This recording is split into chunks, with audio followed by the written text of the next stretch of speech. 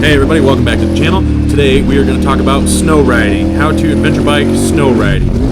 But first, there's no snow, right? So I'm going to give a quick disclaimer because I'm dumb and I ride in the snow, and I want other people to be dumb and have fun like I do and ride in the snow, but it's dangerous, so I got to tell you not to do it, or somebody will probably try to sue me. So anyways, if you're not a good rider, or if you don't want to be a good rider, or if you're scared to drop the bike or scratch the bike or get hurt, probably don't go ride in the snow. But if you do want to do any of those things, then keep listening to me and I'll tell you to go do those things, because it's a great time and it's fun to challenge yourself and push your skills. So here we go, snow ride, and why it's dangerous. So you'll see the bike moving around quite a bit. I came up on this side by side out of nowhere and I try to go around them here real quick, and you'll see every time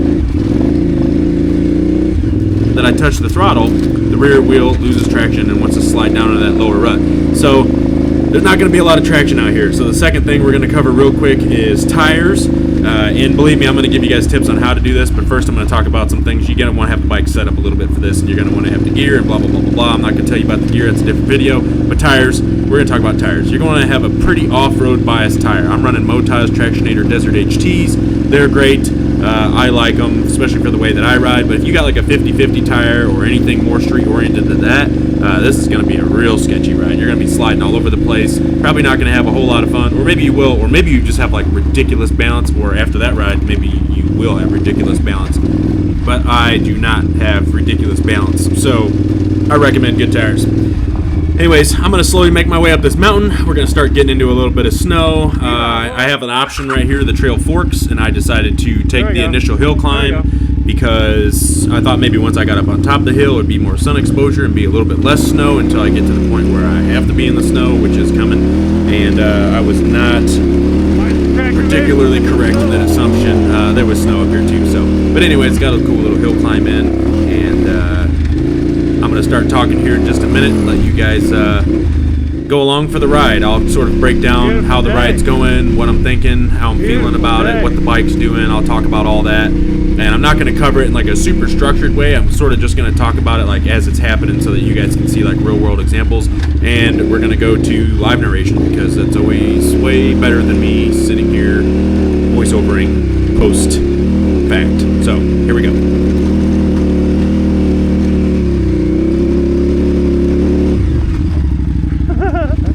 Alright followers, this is probably where I suggest you don't try this at home.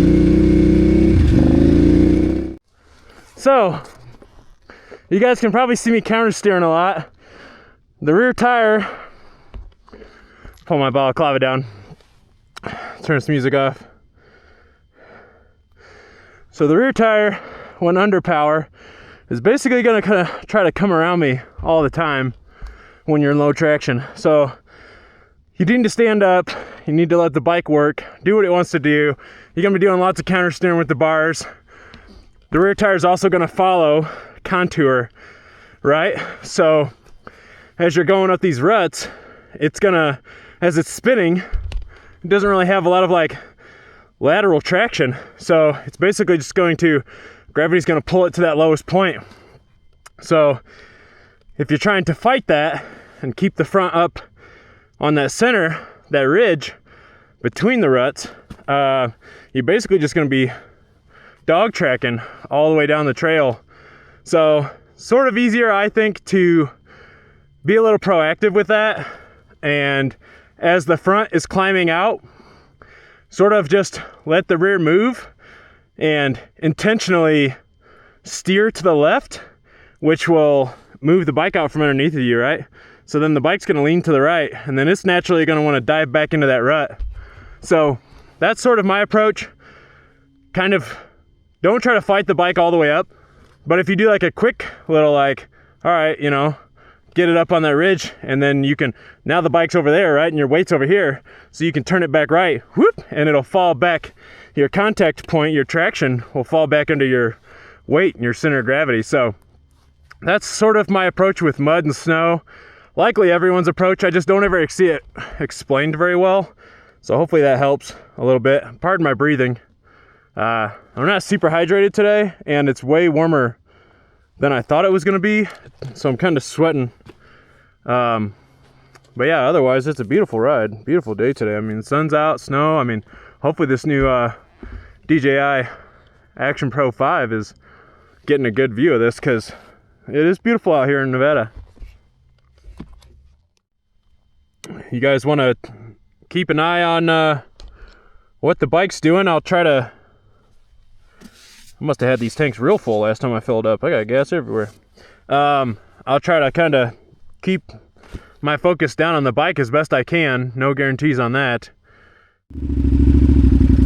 So, stand up. The bike's gonna move a lot. I'll probably crash, but I will do my best to show you guys how to do some snow riding. I'll try to stay on this high ridge, but the rear's gonna wander. Oh yeah, see that? Just slide. Yep. So anytime you're near like a ledge, whoa. See that? Bike's moving a lot. I promise I'm not doing this intentionally. This is literally just how this ride's gonna go. Probably all the way up, and then likely all the way down. So, we'll test my balance today. How's that? And it's almost worse, like right here where it's packed down. Like it's actually better to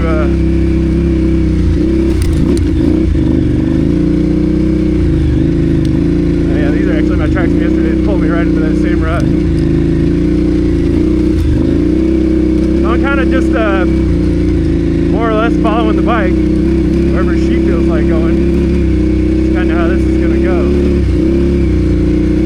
And I'm really hoping it's slightly better up here. Oh yeah, getting ready for a dab there.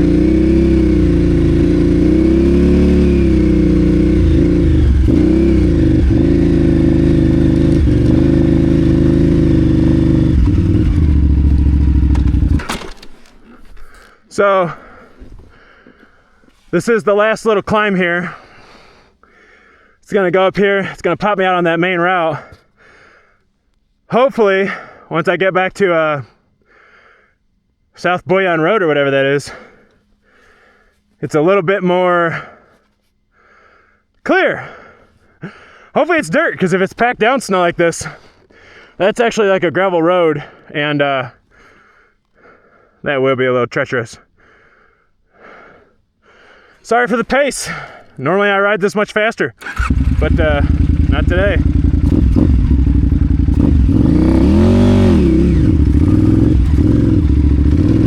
Alright, get to the dirt. There we go. Now if it can just keep me the tiniest little bit of mud, which I can already tell ain't gonna be my luck today.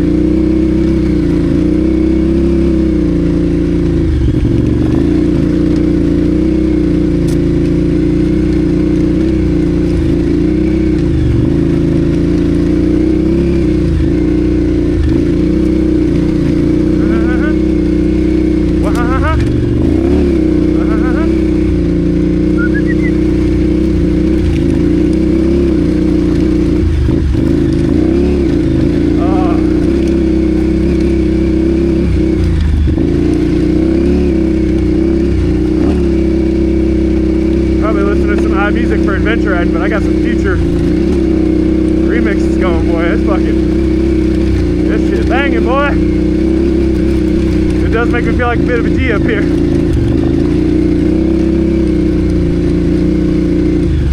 Alright, well, it's not as clear as I was hoping for. It's basically just clear enough that make you confident enough to fly into corners and crash and eat shit.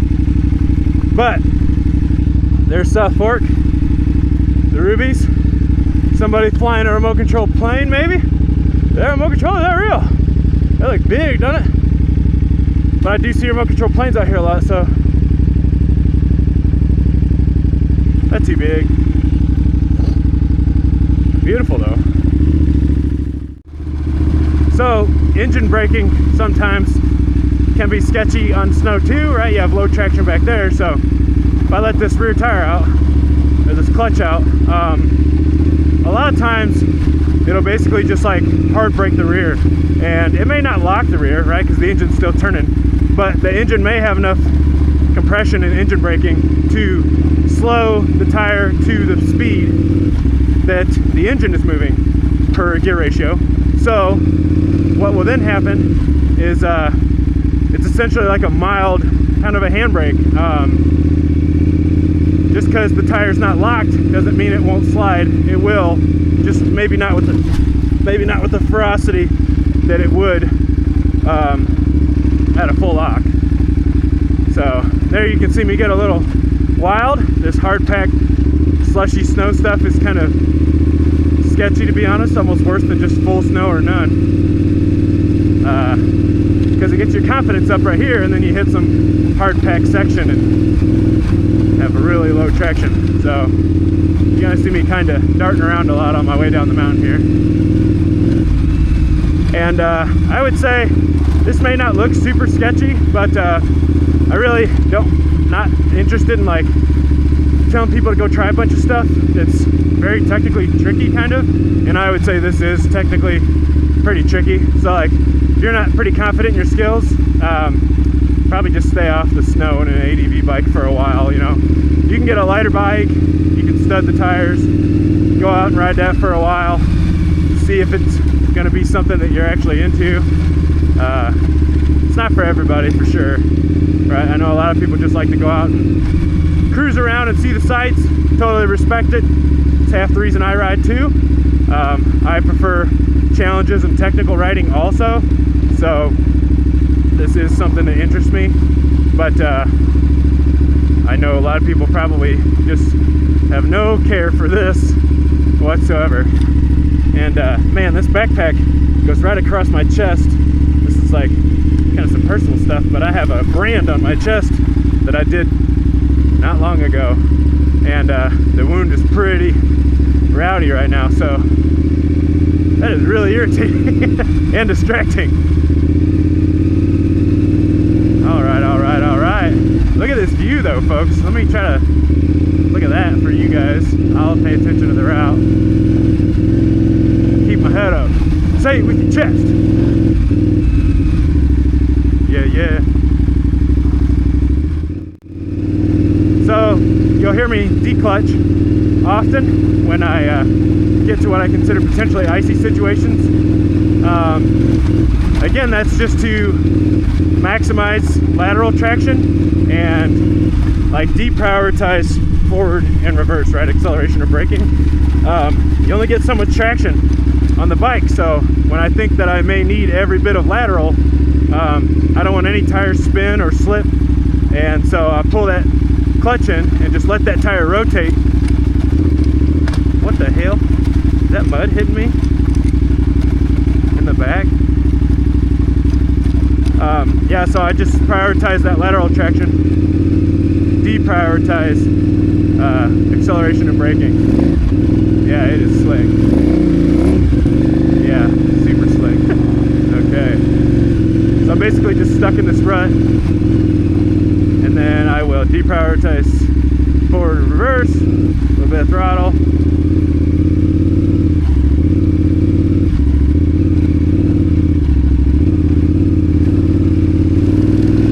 Okay, there we go. We're back in action. This is the sketchiest of all the sketch right here. Get out of that. So those tires have hard packed that. Super slick. I'll show you guys some footage of me crashing on precisely that when I used to do all kinds of stupid rides.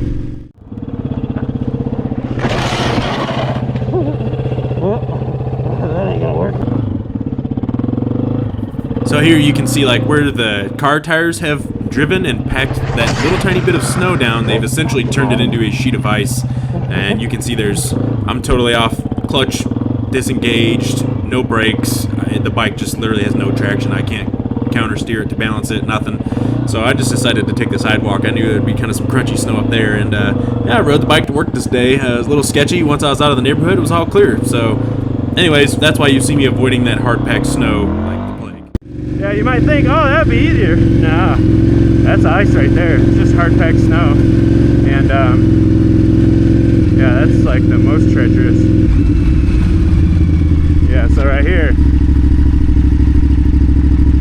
I'm actually going to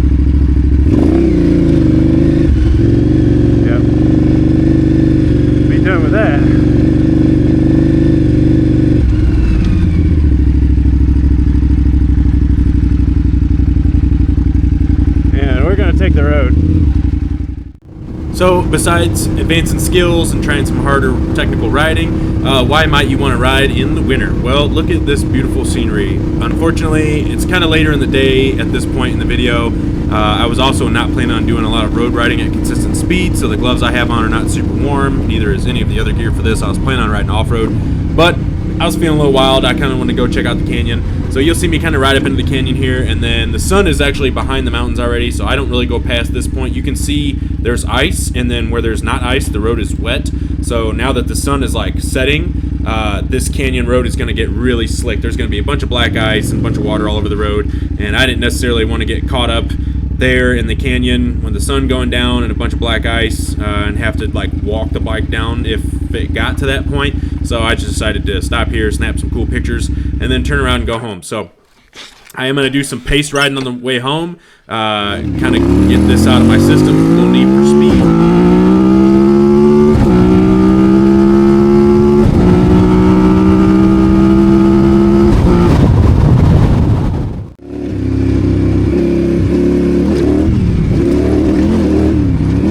And for those of you followers who have been around for a minute, you probably recognize this route. I used to take this route all the time when I lived out in Spring Creek. Now I live in Oco, so I don't get to ride this quite as much. But I do enjoy this little run. It's got a couple of little jumps you'll see right there. And it's pretty fun. It's kind of straight, so there's not a lot of cornering going on. But either way, it's a great ride. Usually it's not snow covered like it wasn't today. A lot of sun exposure. But anyways, I'm just making my way back to town. Now I do ride some faster pace snow stuff coming up here in a minute. And you guys will see that. I rode it like 2 days prior, and it was a little bit more snow covered than it was this day, and I sort of took my time that day, but today I was on my way home. I just felt like going fast, so I did, and you'll see the bike moving around a lot. So it's sort of like any other low traction scenario, you know, mud, sand, things like that. If you go kind of fast enough, you kind of just stay on top of it, and the suboptimal traction surface below you doesn't have like an opportunity to move out of the way like it does sometimes with like sand and mud, right? If you're going slow enough, the sand and the mud can actually move under the tire. But if you go fast enough, you're kind of just, knobbies just poke holes in it and you just move out of the way before it really has an opportunity to move and feel even slicker than it is. So you'll see me start pushing pace here, and then pretty quickly you'll see one of the dangers to riding when traction levels are sort of unknown, which is, you know, a bad judgment call on my end, but it's a call I made and I want to show you guys. Sometimes I'll jump that little section there. Today I decided not to, but I normally late brake coming into this, and now snow. So I don't have a ton of braking. I come into this corner a little hotter than I expected to, and the reason being is that on those north-facing slopes, I'm in the northern hemisphere, so the sun being to the south, it's just not exposed to the sunlight. So all of those north side slopes are just going to have more snow than like the south facing slopes. And here you can see there's like a decent bit of snow, and I'm just going fast enough that it has the illusion that there's more traction, even though there's maybe not really. It's just I'm cruising along quick enough that the snow doesn't really have an opportunity to move out of the way before I've moved on to the next bit. You can kind of see what's left of my tracks from like 2 days prior, and I'm really not intending to ride in those tracks, but it just keeps kind of pulling me into that little bit of rut. So anyways, hope you guys enjoyed this video, this ride along. Maybe you learned something, maybe you didn't. If you have questions, go ahead and comment, like and subscribe if you would. I'm going to make another How to Adventure Bike GPS video. I've already got a lot of the footage for that. It's just kind of a longer, a little bit more detail-oriented video than like a ride-along where I can just kind of comment. Somewhat self-explanatory, but yeah, you can see the bike moving around a ton here, and I'm not even really on that much snow. So hope you guys enjoyed the video. See you guys next time. Get out, ride those bikes, enjoy the winter rides, all seasons, and you guys have a great day.